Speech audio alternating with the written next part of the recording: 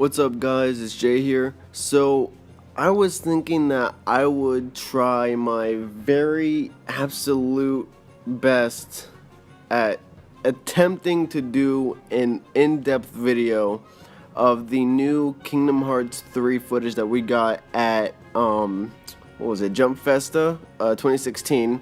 So like I said, I'm going to do my absolute best. Like I've told you guys in I think the past two Kingdom Hearts videos, I don't have my computer currently.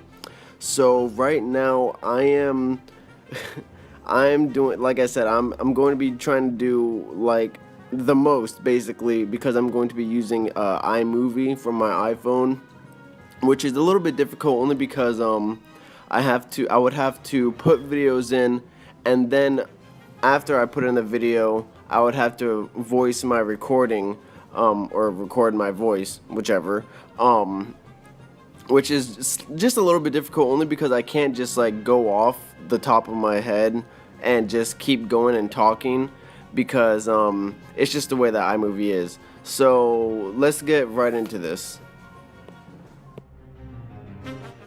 This first section of footage shows off some normal combos with fire and aerial magic mixed in, and might I just say it looks really nice. But what I found most interesting in this part of the footage is that Sora does an air dash, which is, I guess, confirmed now an ability. But not only that, when Sora runs into Goofy, there's a new animation where Sora shifts his body and Keyblade out of Goofy's way, which I thought was a really cool animation.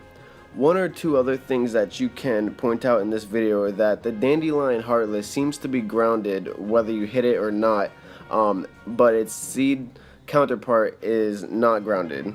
Another thing is that Donald is still seemingly useless, as the same in other trailers and Kingdom Hearts 2, which is unfortunate. In this next section of footage, we finally see our first look at the new nobody that is themed off of Marluxia. So it is needless to say that it is confirmed that Marluxia will be making a return. The only question is in what way. I think personally that he will end up a Seeker of Darkness. What we can gather about this nobody is that it carries a scythe, and these petals that it unleashes damages you. And I only say that because whoever is playing is trying really hard to dodge the petals. Also, the nobody's secondary form is like turning into a two-way flower, only those petals are scythes and it spins, so that might damage you as well.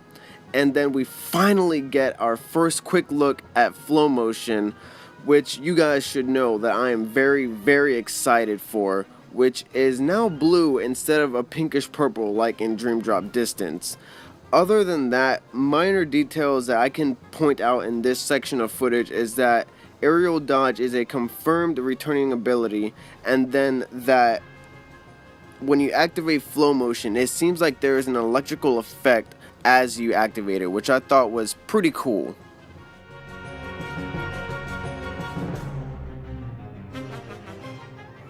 Now in this exciting gameplay, we get another first look at what seems to be some form of shot lock, and the shot lock ability that Sora uses is sort of a combination between the Time Splicer ability and the Hunchback of Notre Dame Flow Motion ability, where you slide from Heartless to Heartless and damage each one once. It also seems that this specific shot lock has some sort of affiliation with Flow Motion, because at one point Sora stops and kicks off a Heartless as if he is normally activating Flow Motion. Also, he's glowing blue. And then at the last Heartless, he swings around it and throws it off at the same time, unleashing a nice end Flow Motion combo like in Dream Drop Distance. After that, we see Sora performing some nice combos, and when Sora does the finishing combo, there is a tech point like the ones we see from Kingdom Hearts 1. However, I have a few other theories about these tech points. The first is that not only they are tech points, but actually a leveling system for the specific Keyblade that you are wielding at the moment. That or those points are what eventually allow you to activate attraction flow rides as you acquire them. Something else that I can point out from these tech points we see throughout the footage is that when you get them, it's when you're doing a finishing combo in mid-air. Other minor things that we can point out in this section is obviously the animation that Sora has if he jumps into the stream of water. He gets caught in it and he seems like he can't get out, and that kind of leads me to believe that if you get caught in that stream, you might have to start over from the beginning of that part of the map, question mark maybe.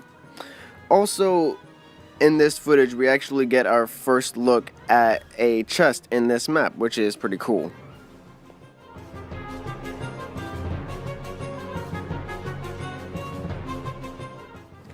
In this next section, first we see a new form of commonly known Heartless. They have different names, but we'll just call them Operas for now. This new form of Opera is pink, which is reminiscent of the pinkish purple Heartless found in Kingdom Hearts Key. But these new form have some sort of chakram surrounding them, which they can now use to do physical attacks, not only magical like in previous games. Not to mention, we actually get to see Sora do a guard ability, which looks really cool, and also the animation of the Keyblade ricocheting back when you and a Heartless attack at the same time. Not only that, but we get a very nice background look of the whole back section of Twilight Town in the New Kingdom shader if you're paying close attention to the background and not only the gameplay. And then at the very end of this section, Sora gets hit by that fat Heartless once again.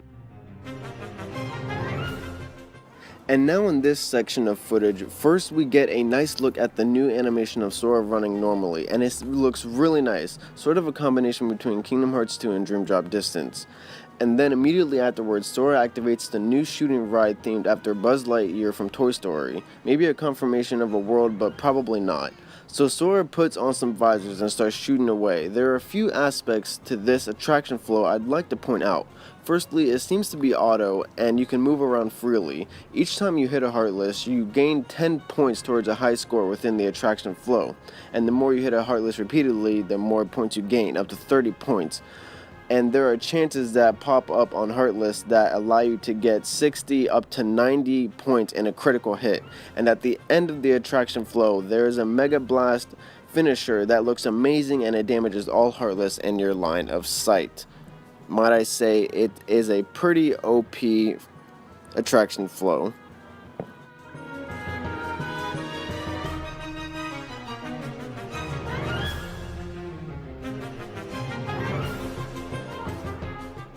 And finally, in this last section, there isn't anything new that we haven't seen already by now in the beginning, but after a few spells, we see a nice full air combo and it looks great. And at the end, we see that tech point once again, like I mentioned, that you will receive at the end of an air combo. But then Sora activates one last shot lock where he selects a few Heartless and his Keyblade swirls around him while he basically performs a mini Spirit Bomb or Kamehameha, so Sora is confirmed to saying, and he performs the shot lock that is sort of like a Ragnarok, but it is more direct, like it directly hits them, and it looks really amazing. But that's basically it. I hope you guys enjoyed this video. I really enjoyed this new trailer and I enjoyed making this video. I also want to tell you guys about another video that I actually put up just really quick. There's a video that I uploaded a while back that actually talks about DLC coming to Kingdom Hearts and what I would like to see if there is a possibility for DLC. I just wanted to let you guys know about that video. Maybe you guys can check it out and tell me what you guys think or what DLC that you would like to see in Kingdom Hearts 3 if I haven't mentioned it already. But that's basically it, guys. I hope you enjoyed this quick little in-depth video. Like the video up for the hard work that I had to do in this iMovie editor.